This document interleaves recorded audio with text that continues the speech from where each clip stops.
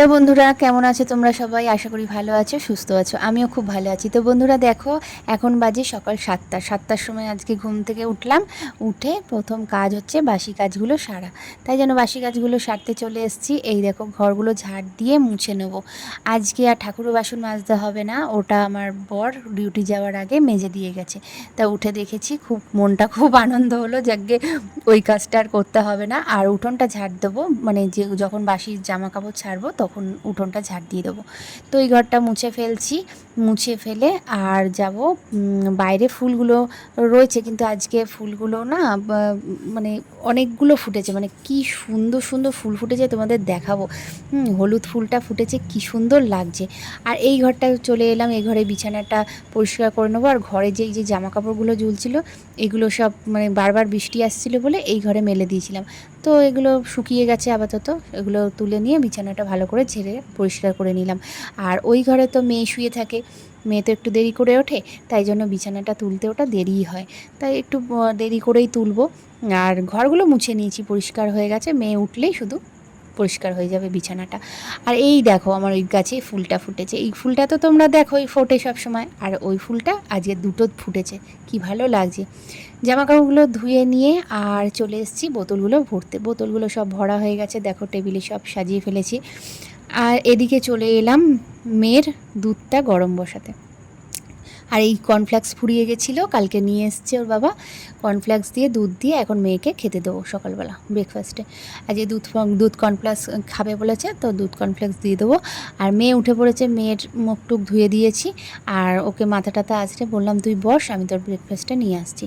তো দুধ কর্নফ্লেক্স দেখে একটু কিরম কিরম করছিল, খাবো না। হ্যাঁ, আবার পরে যেই না টেস্ট পেয়েছে, দুদিন খায়নি তো, যেই টেস্ট পেয়েছে তখন বলছে, খুব ভালো মা, খুব ভালো, হেব্বি লাগছে।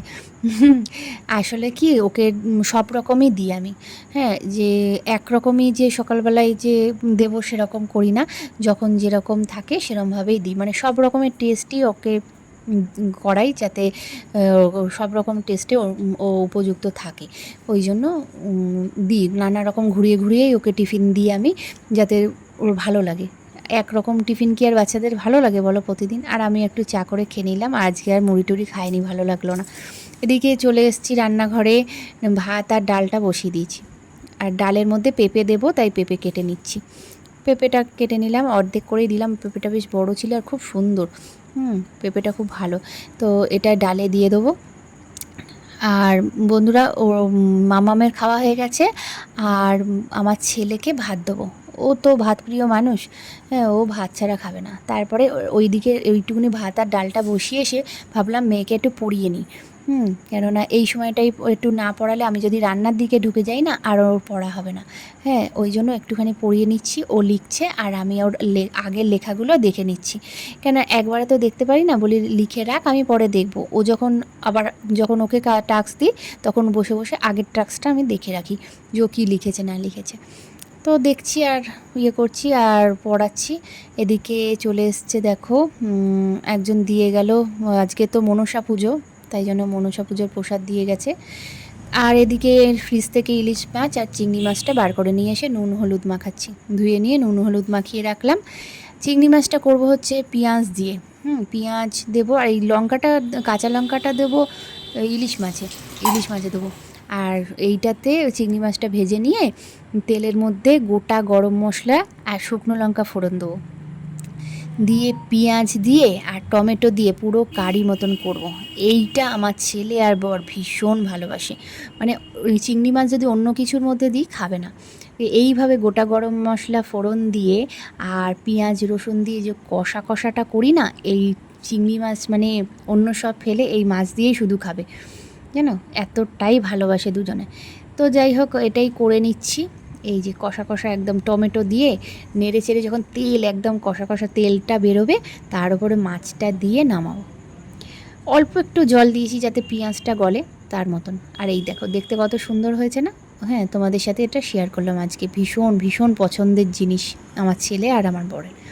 তারপরে দেখো, ওই মাছটা ভেজে নিচ্ছি, ইলিশ মাছটা ভেজে নিয়ে, আজকে ইলিশ মাছটা না সর্ষে দিয়ে করব না অন্য কিছু, শুধুমাত্র কাঁচা লঙ্কা আর কালো জিরে দিয়ে, আর কিচ্ছু না।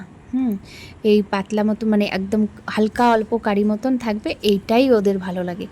আর ইলিশ মাছ যদি আমি সর্ষে বাটা দিয়ে করি না, ওদের ঠিক পছন্দ হয় না। করি মাঝে মাঝে করি না নয়, ঘুরিয়ে ফিরিয়েই করি, কিন্তু এটাই বেশি ভালোবাসে। তো আমার রান্না বান্না হয়ে গেছে দেখো, এই যে দেখে নাও, এই যে চিংড়ি মাছটা কষা করেছি, আর এই যে পেঁপে দিয়ে ডাল করেছি, আর এই মাছ দেখলে ইলিশ মাছ আর ভাত। আর ছেলেকে দিয়ে দিচ্ছি, ছেলে পুরো 1:30টার সময় বেরোবে। এখন বাজে 1:10, আমার স্নান হয়নি, আমি আগে ওকে খেতে দিয়ে নিয়ে তারপর আমি যাব স্নানে। তো ওর ভাতটা আগে বেড়ে দিয়ে ও খেয়ে নিই, কেন ও খুব তাড়াহুড়ো করছে, কেন ট্রেন যদি একবার মিস হয়ে যায় তাহলে খুব অসুবিধায় পড়ে যাবে ও। ওই জন্য আমি বললাম তাড়াতাড়ি করে আগে খেয়ে নে, তারপরে অন্য কথা। খাওয়া হয়ে থাকলে তাড়াতাড়ি রেডি হয়ে বেরিয়ে যেতে পারবে, তাই জন্য ওর ভাতটা বেড়ে দিলাম, ও খেয়ে নিক। হ্যাঁ, তারপরে আমি যাব স্নানে, স্নান করে এসে মেয়েকে খাওয়াবো। এই যে ওকে ভাতটা বেড়ে দিলাম বাবানকে।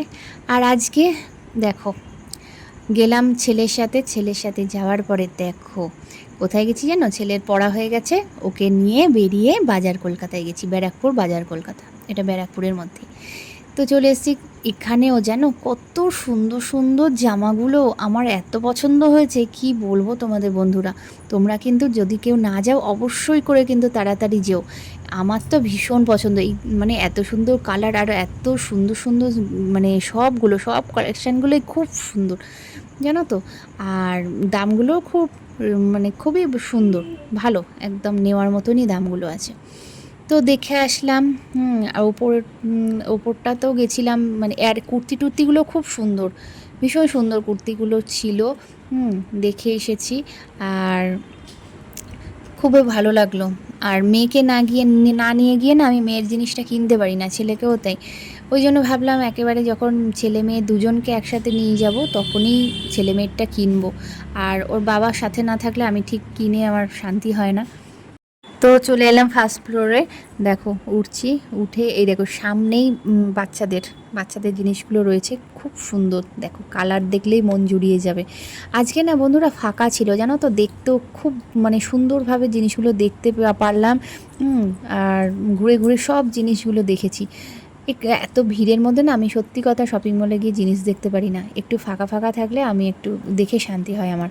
তো ছেলের তো এই জামাগুলো খুব পছন্দ হয়েছিল, বললাম দাঁড়া বাবার সাথে যখন আসবো অবশ্যই করে নেব। ও একটুখানি ট্রায়াল দিতে চাইছিল, আমি বললাম না এখন দিস না, যখন নেব তখনই দিস। ওর দুই বন্ধুতেই ওদের খুব পছন্দ হয়েছে এই জামাগুলো, তো দেখছে ওরা, খুবই সুন্দর। আজকের মতন ব্লগটা দেখো, আজকের মতন এই পর্যন্তই, আবার দেখা হবে একটা নতুন ব্লগের সাথে। তো আমরা যাই বাড়ি। তো বন্ধুরা ভালো লাগলে একটা লাইক কমেন্ট সাবস্ক্রাইব অবশ্যই করে দিও, আবার দেখা হবে কালকে একটা নতুন ব্লগের সাথে। আজকের মতন টাটা।